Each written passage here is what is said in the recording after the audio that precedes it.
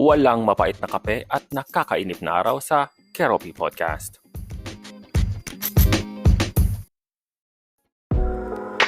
Welcome back, everyone. Thank you so much for tuning in sa Kero Cafe. This is Keroppi.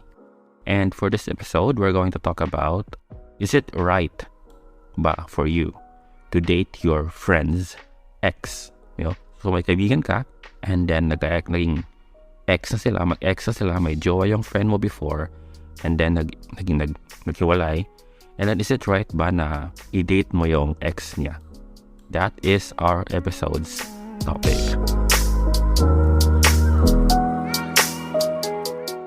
I don't know if this is controversial or something sa inyo, no? If makikipag-date ka sa ex ng kaibigan mo. Well, actually, it really depends to your group din naman. If it's parang, kumbaga, if it's a common thing, baka it's okay for you, no? But for some who's not familiar about it, maybe it's also like a taboo or something, or kind of controversial. Now, assuming that it will happen to you, no? It will happen, kasi of course, we will say na yung love naman is hindi naman yan, anong tawag doon? Parang sometimes love will just come to you unexpectedly, char. Or. So, pag ganun ba, for example, yung ex mo, for example, babae ka na, or kahit lalaki ka, assuming lang, kahit regardless of the gender na lang, ganun. And then, yung ex ng jowa mo, ng ex ng friend mo, lumalapit sa'yo, dumidikit sa'yo, or may, may motibo. May pinapakitang motibo sa'yo. Ano bang gagawin mo?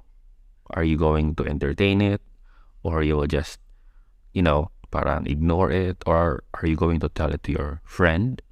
Na, hoy, yung ex mo, parang bet ako, parang gano'n. Is that what will you do? Okay, so anyway, so personally, I've never tried this or never had this kind of situation pa naman. So probably my 2 cents in this episode probably is very logical siguro because wala akong experience about it. Let's make it general na lang, no? So for example, the situation is yun nga, nung ex ng friend mo is interact sa'yo at merong pinapakitang something na beyond friendship, no? So para sa akin, if that happens, dapat may mga question ka muna or parang checklist to consider kung tama ba yung magiging answer mo sa situation, no? Assuming then na you have feelings for that person, no? Kasi pag wala ka bang feelings, then it's very easy. You can simply say no, right? Pero if you have feelings din doon sa ex ng friend mo, then that's the critical or parang the climax ba? Or parang, the spice in the story. And that's our topic nga today. So here are the checklists that I think you should ask or check first if ever this will happen to you. First is yung difference ng time. Kung for example, naging ex ng friend mo siya for just a year or less than a year, I think you need to say no to it first. Or probably if you really have that intimate and grabbing feelings na talaga, parang feeling mo siya na this person is the right person for you for life, yung parang feeling mo gano'n na talaga, then I think you need to ask your friend's opinion, approval. Pero basically for me, you need to consider, parang bigyan mo muna ng time si friend na mag-heal. Though some people can heal easily or faster, no? Parang maybe less than 6 months, yung iba 6 months, yung iba 1 year, ganon. So sa akin, siguro yung 1 year is parang okay. It's parang there is a chance na mag-say yes si friend, pero parang there's also a chance na parang mag-say yes siya because wala siyang choice, because yun nga, ex naman sila. So parang it's your life and then it's your choice, and then yung ex niya is he or she choose you, diba? So parang siya as an ex, wala na siyang part sa life ninyo. Pero of course, meron pa rin siyang mga fragments or feelings doon sa person na yun, diba? Probably, right? So you need to consider that one. Since friend mo naman yun, so, di ba, you need to be courteous also sa feelings ng friend. Pero, yun nga. Pero, for example, 1.5 year na silang hiwalay, maybe there's a high chance na siguro 75% chance na the yes of your friend, parang approval of your friend will say like parang legitimate na, parang there is a support na that you can receive from your friend. Pero again, there are some people that matagal mag-move on. Especially kung matagal din sila ng kanyang ex, no?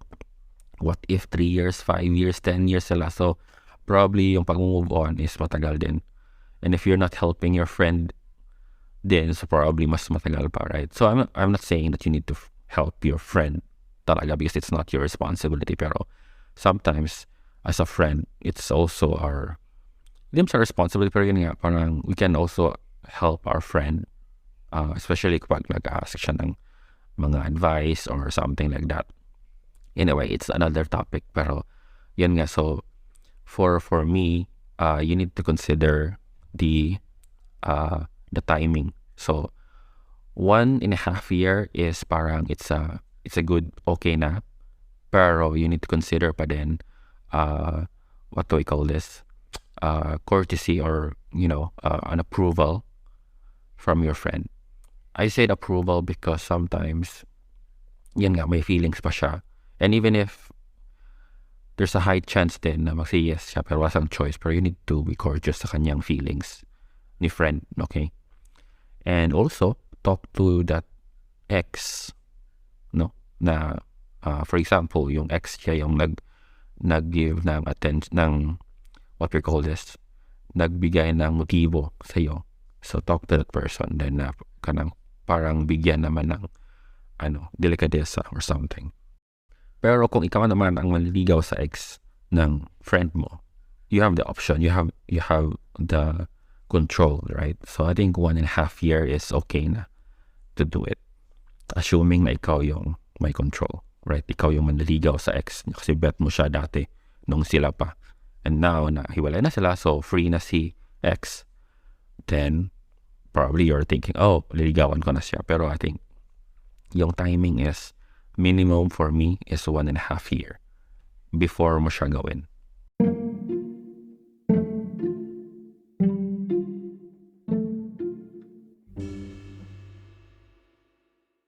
Pero kung yung friendship mo naman or yung mga friends mo naman is parang sa group ninyo natural lang na nagkakaroon ng parang umiikot-ikot lang yung mga jowa ninyo.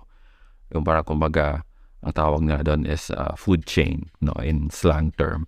Jowa ng isa ng friend mo, naging jowa ng isa mong friend, then in your group, and then ngayon naghiwalay na sila, and now mukhang magiging jowa mo na rin. Then I think pag ganun siguro, I think it's probably okay, but still for me, I will still consider being respectful and courteous, no, sa mga feelings, no, nila. Pero yun nga, kung napag-uusapan nyo naman yun as friends na parang, and then for them it's fine, parang in general, based sa inyong pag-uusap, hindi naman siya big deal kasi they can find another one, then I think it's fine. Wala namang, siguro yung sinasabi ko earlier na parang 1.5 year, ganong courtesy and stuff like that is parang hindi siya applicable kung ganon naman yung lifestyle ng friendship goals niyo. I think the next checklist that you need to consider also is you need to ask yourself kung bakit yung ex talaga ng friend mo, sa dinami-dami ng mga nilalang dito sa mundo, bakit siya pa, bakit nagkulang ba ng mga tauhan dito sa earth, right? I think you need to consider also before choosing that person na magiging jowa mo in the future, since ex siya ng friend mo, so that means na kung maging kayo and then ipapakilala mo siya sa friends, sa group of friends mo, which is nandun yung ex niya, right, yung friend mo, magkakaroon ba ng conflict, magkakaroon ba ng parang, baka ang ending niyan is magiging may kakaroon ng season 2 sa kanila, tapos ikaw na yung magiging dihado, right? So parang nag-season 2 sila and then ikaw yung malulugi. Right? So yun, you need to consider that one. So the first thing is ask yourself kung bakit siya, kung meron namang iba, right? Look for another option siguro kung better yung wala sa circle niyo talaga para clear, for a clean slate, right? Yung third naman, siguro ito yung last sa checklist is sa checklist mo, no? Siguro gather more information about that person. Because of course yun nga yung sa second checklist mo na bakit siya pa, right? Bakit meron namang marami namang iba dyan?